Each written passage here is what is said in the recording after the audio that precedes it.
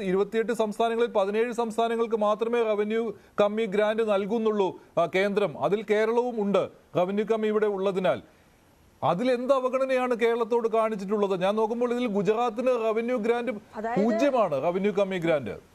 അതെ, അപ്പൊ BJP ഭരിക്കുന്ന സംസ്ഥാനങ്ങൾക്കാണ് കൊടുക്കേണ്ടത് എങ്കിൽ നരേന്ദ്രമോദിയുടെ സ്വന്തം സംസ്ഥാനമായ ഗുജറാത്തിനല്ലേ ഏറ്റവും കൂടുതൽ. ഗുജറാത്ത് മാത്രമല്ല, മധ്യപ്രദേശിന് 0, മഹാരാഷ്ട്രയ്ക്ക് 0, ഒഡീഷയ്ക്ക് 0, തെലങ്കാനയ്ക്ക് 0, ഉത്തർപ്രദേശിന് 0 റവന്യൂ കമ്മി ഗ്രാന്റ് നൽകുന്നത്.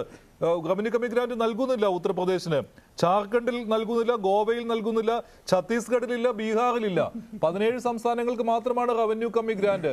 എന്നിട്ടും പറയുകയാണ് 8400 കോടി രൂപ വെട്ടിക്കുറച്ചെന്ന്. എങ്ങനെയാണ് ഇതിനെ സാധൂകരിക്കുന്നത്? എന്തിനാണ് ഇത്തരം കാര്യങ്ങൾ പറയുന്നത്? ഞാൻ താങ്കളിലേക്ക് വരാം. അതിനു മുമ്പ് ശ്രീ റെജി ലൂക്കോസ്, ഈ റവന്യൂ കമ്മി ഗ്രാന്റിന്റെ കാര്യമാണ് ഇന്നലെ മുഖ്യമന്ത്രി എടുത്തു പറഞ്ഞ കാര്യമാണ്.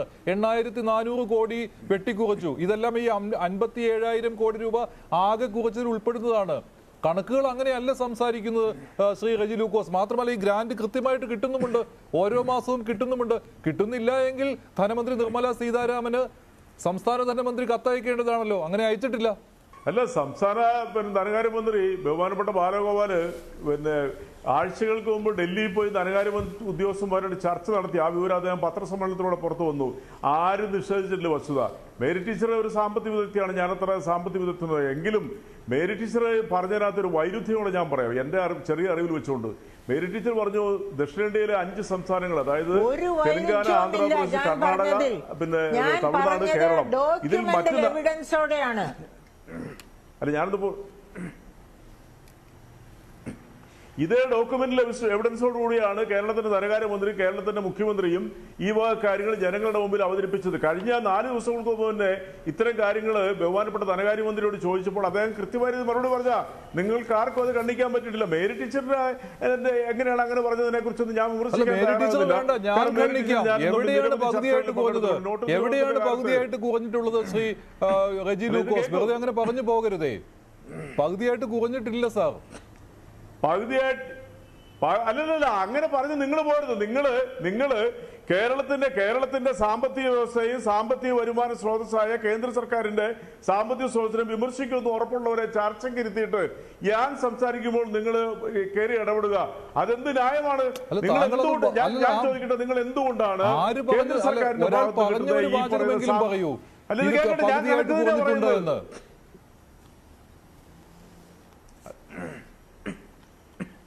അല്ല, ഞാൻ ടീച്ചറിന് മറുപടി കൊടുക്കുമ്പോൾ കയറി എന്തിനാണ് ഇടപെട്ടത്? അത് മഞ്ജുഷ് അറിയാമല്ലോ ആ മറുപടി കൃത്യമാണെന്നുള്ളവരോ. അതായത് നിങ്ങൾ മനസ്സിലാക്കേണ്ട ഒരു വസ്തുത, ഈ 5 സംസ്ഥാനങ്ങളിൽ കേരളത്തിന് മാത്രമേ ഉള്ളൂ നികുതി വരുമാനം കുറവുള്ളൂ. ഉള്ള നികുതികളെ ഏറ്റവും കൂടുതൽ പിരിക്കുന്ന സംസ്ഥാനം കേരളം തന്നെയാ. അല്ല, ഇത് കേൾക്കൂ, അവിടെയൊക്കെ നികുതിയുടെ വരുമാന സ്രോതസ്സുകൾ നിരവധിയുണ്ട്. ഇവിടെ നേരത്തെ ഇവിടെ പറഞ്ഞല്ലോ, 86% ഇവിടെ പെൻഷനായിട്ട്, സാലറി ആയിട്ട്, മറ്റു ക്ഷേമ പ്രവർത്തനങ്ങൾക്ക് ചെലവഴിക്കുന്ന ഒരു സംസ്ഥാനത്തിന് അത് സ്വാഭാവികമായിട്ട് സാമ്പത്തിക വരുമാനം കമ്മിയായിരിക്കും.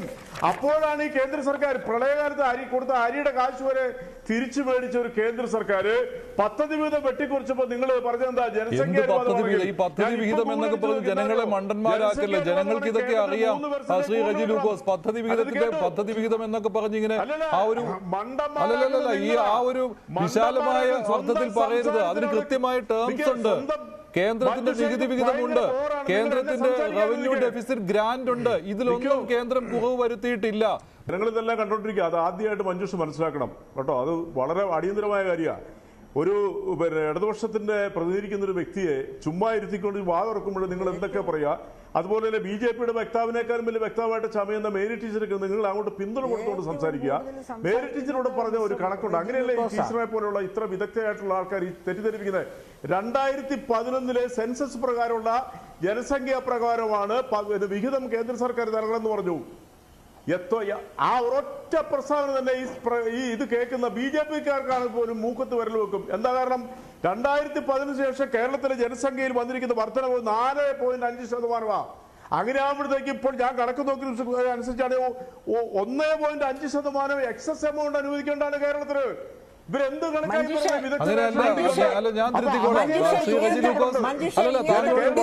വിനയത്തോടു കൂടി പറയട്ടെ, 2011 ജനസംഖ്യ കണക്കാക്കിയത് അതിനു മുൻപ് 1971 ജനസംഖ്യയാണ് കണക്കാക്കിയിരുന്നത്. അയാളെന്നൊക്കെയുള്ള ഭാഷ ടീച്ചർ വീട്ടിൽ പ്രയോഗിച്ചാൽ മതി. നിങ്ങൾ അതായിരിക്കും അവിടെ പ്രയോഗിക്കുന്നത്. ചർച്ചയിലിരിക്കുന്നവർ അയാളൊന്നും സംസാരിക്കരുത്. നിങ്ങളോടുള്ള ബഹുമാനം വെച്ചുകൊണ്ട് തന്നെ ഞാൻ സംസാരിച്ചത്. വീട്ടിൽ പറയുന്ന ഭാഷയൊന്നും ടീച്ചർ ഈ പൊതുവേദിയിൽ പറയരുത്. അയാളെന്ന് വിളിക്കുന്ന സംസ്കാരം ടീച്ചർ പ്രയോഗിക്കുന്നത് മോശമാണ്. ടീച്ചർ അതാണ് പറഞ്ഞത്. നിങ്ങള് BJP-യേക്കാളും വലിയ വ്യക്തമായിട്ടായിരിക്കുന്നത്. ശ്രീ റെജി ലൂക്കോസ് 1971 ആകെ ഇന്ത്യൻ ജനസംഖ്യയുടെ എത്ര ശതമാനമാണ് കേരളത്തിന്റെ ജനസംഖ്യ? 2011 എത്രയാണ്? ഇത് തമ്മിലുള്ള ഒരു താരതമ്യം ചെയ്ത് നോക്കൂ. അപ്പോൾ ഇന്ത്യയുടെ ആകെ ജനസംഖ്യയുടെ പെർസെന്റേജ് എടുത്തു കഴിഞ്ഞാൽ കേരളത്തിൽ കുറവാണ്. അത് വെച്ചാണ് അതാണ് മാനദണ്ഡമായിട്ട് എടുക്കുന്നത്. അല്ലാതെ 2021 കൂടി എന്ന് പറഞ്ഞു അതൊന്നും അല്ല. നിങ്ങൾക്ക് തോന്നിയതുപോലെ മാനദണ്ഡങ്ങൾ മാറ്റം വരുത്താൻ കഴിയുകയില്ല. ശ്രീ റെജി ലൂക്കോസ്, ഇതൊക്കെയാണ് തെറ്റിദ്ധരിപ്പിക്കൽ എന്ന് പറയുന്നത്. മഞ്ജുഷ ഒരു ചർച്ചയിൽ ആദ്യമായിട്ട് മാന്യമായിട്ട് സംസാരിക്കണം. ഇടതുപക്ഷത്തിന്റെ പ്രതിനിധി കണക്കുകൾ അവതരിപ്പിക്കുമ്പോൾ ഇയാളെന്നൊക്കെ വിളിക്കുന്നവരാണോ നിങ്ങൾ ചർച്ചയ്ക്ക് ഇരിക്കുന്നത്? ഇവര് എവിടുത്തെ വിദഗ്ധയാണ്? വിദഗ്ധ വേഷം കിട്ടിയാൽ പോരാ. ഒരു സംസ്ഥാനത്തെ ജനങ്ങളെയും ആ സംസ്ഥാനത്തെയും പച്ച നുണ പറഞ്ഞ് ആക്രമിക്കുക മാത്രമാണ് ഈ മേരി ടീച്ചർ സ്ഥിരമായിട്ട് ചെയ്യുന്നത്.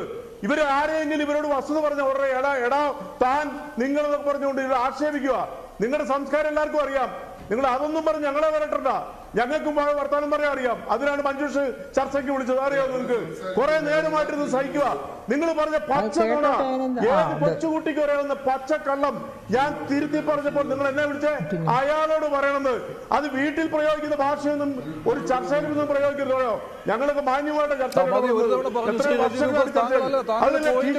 ഞാനൊരു 200